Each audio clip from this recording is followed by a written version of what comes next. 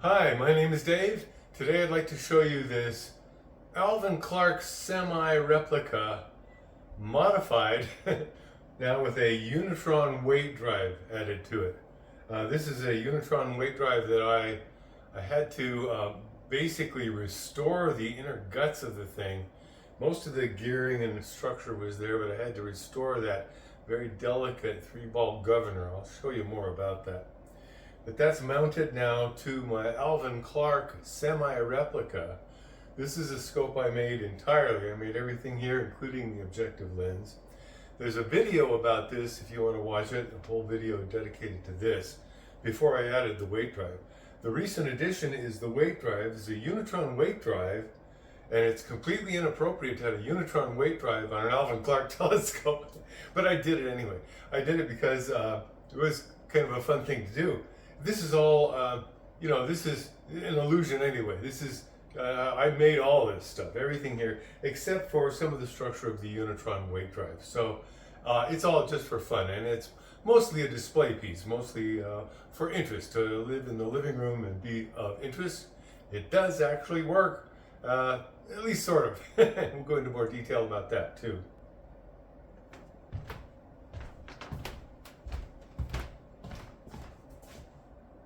Imagine coming across something like this in the middle of the night.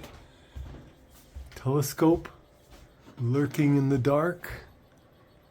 What's this thing down here?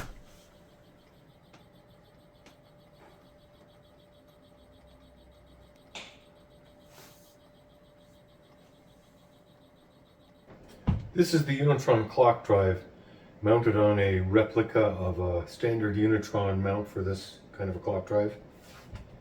And normally what would happen is this would sit in here, something like that. And you can see that the clock drive is basically hidden behind a leg on the mount. And I didn't want to do that. I wanted to put this more front and center.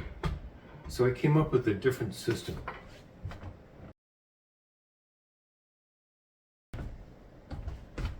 The system I developed involves this is the mounting plate now, and I've got it set up so that you can mount this.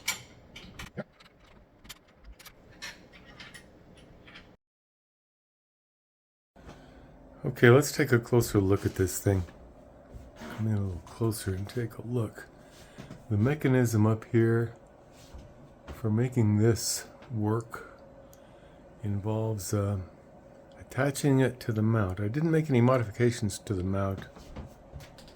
I had to make a special adapter here to hook this up. This is the right ascension drive, and this is the gearbox that goes down to the Unitron. This is just the manual. Here's the locking mechanism to lock the mount, to lock the clock drive on. That locks the clock drive. And here's the assembly that goes down here.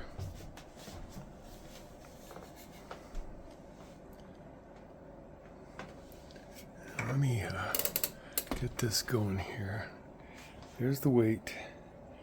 That's what's pulling it. You can put more weight on it or less if you want. Now, to engage this, this is a clutch mechanism. Once you release that, it'll start to spin.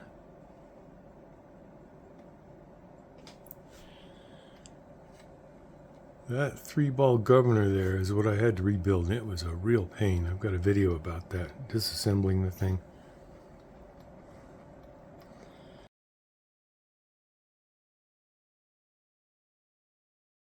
It was fun, but it was hard. It was difficult. Very micro machinist kind of a thing. You can see the gears turning. This is endlessly fascinating.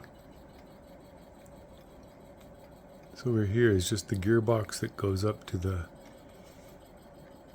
drive. You can change the rate here with the clutch drive. There's some settings on there you can make out. theoretically you're supposed to be able to, and you can tweak it in. The increments on there are fairly meaningless, but you can tweak this in, and with very, very fiddly kind of tuning, you can get this to turn at just the right rate so that it will track. But boy, adjusting this thing, getting all the weights balanced and getting everything counterbalanced and everything, all the friction set up correctly, because if you change the friction anywhere along the line here, change that friction up there a little bit, anything will change how the whole thing performs. Most obvious thing you can change is the amount of weight you put on the bottom. It requires a fairly substantial amount of weight to do the job.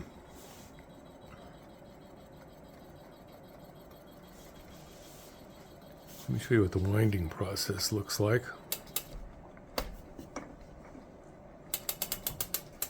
And when I do that, I'm just lifting up the weight. All this mechanism in here is quite robust, but it gets geared down in here, geared down and geared. This whole thing is delicate, very, very delicate. That 3-ball governor is really, really touchy and meant to be. I mean, it's an exquisitely small amount of friction that will slow it down. Eventually this will even stop. One of the things is that the feedback with this speed control is not rapid. It takes a long time for it to get back to some equilibrium. So you tweak it, and then you may be able to tell it's slowly speeding up a little bit.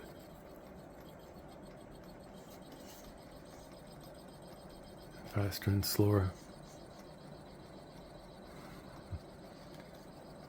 I love this little thing. Getting this thing adjusted and all set up is really, really very, very fussy. It takes a long time. And you have to be really careful about it. One of the main things you want to do before you even touch any of the weight drive stuff is make sure the scope is balanced just about perfectly.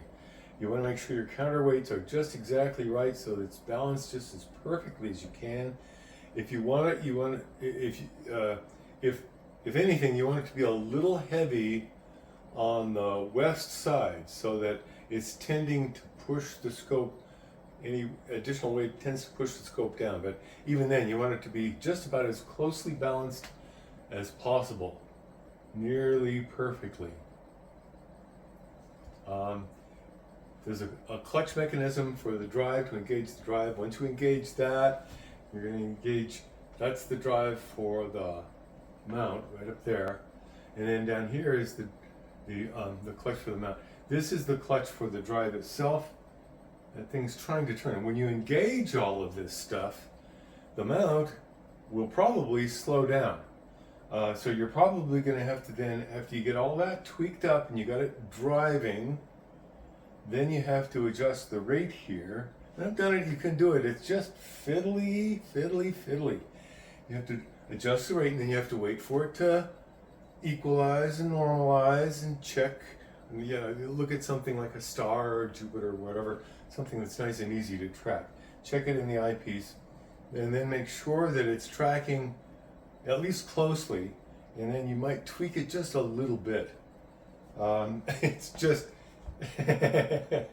it's an adventure, shall we say. Something similar to flying a 747, I think, but I'm just guessing on that. One of the questions you might have is, what about polar alignment?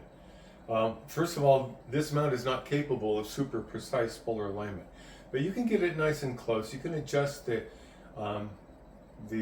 elevation of the right ascension axis like so. You can also adjust here. You can loosen this and adjust this. Now, when you do this and turn it, you can see that this thing here, you would think that's going to try and bind, and it would under many circumstances, but you've got a certain amount of flexibility. What's going on here is that this is a slip fit there. This is a slip fit in here. And that's intentional. It's designed to slip and give you about an inch, inch and a half of play there. You also have some adjustment flexibility up here where it connects up here. This is kind of a fitting that can be adjusted. You've got a little bit of maybe half an inch of spare play here that you can twiddle with if you need to. So you've got some flexibility with regard to how you, and you can't go too far. This thing is going to start to bind here if you're not careful, but you can at least adjust it and get a nice careful. It's just fiddly. It just takes a long time to get everything lined up perfectly.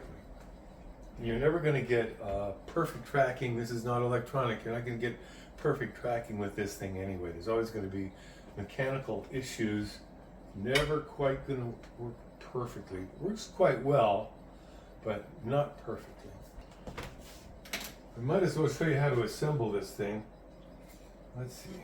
That's the drive shaft here.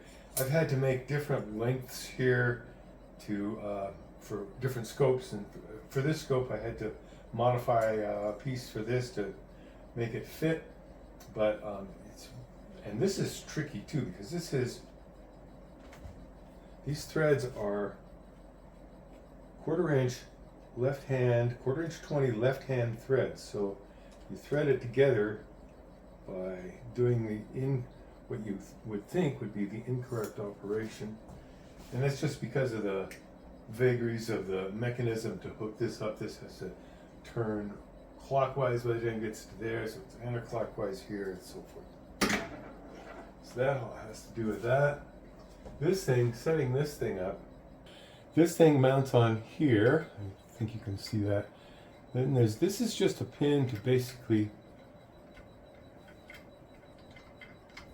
this just holds it to keep it from rotating. Now, when you pull this off, this thing engages there, you pull this off, and now that whole part of the drive shaft has been removed. And this, of course, is, when you turn this, it turns that. And of course, I don't have a lock now, but if I lock it, you see you get a 1-to-1 turning there. So this is being driven that way, counterclockwise, and this one will go clockwise. All right, now I've got the weight drive up here, and I have to take the weight drive off. When I take the weight drive off, that cable inside the clock drive wants to wander around. So I've got the weight drive off. So I'll take the cable, and to keep some tension on it, I'll wrap it around here. That just keeps it from becoming unspooled inside the case here. Now this thing is essentially free to go wherever it wants. There are a couple of bolts that are holding it onto this.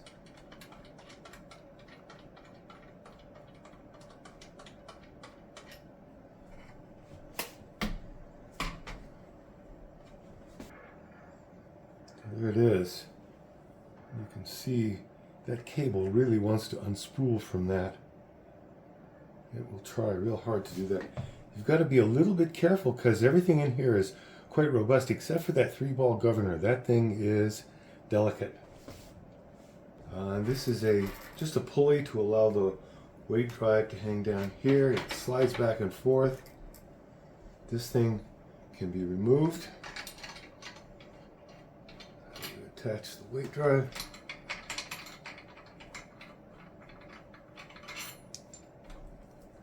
I hope you enjoyed having a look at this Alvan Clark replica with the Unitron weight drive.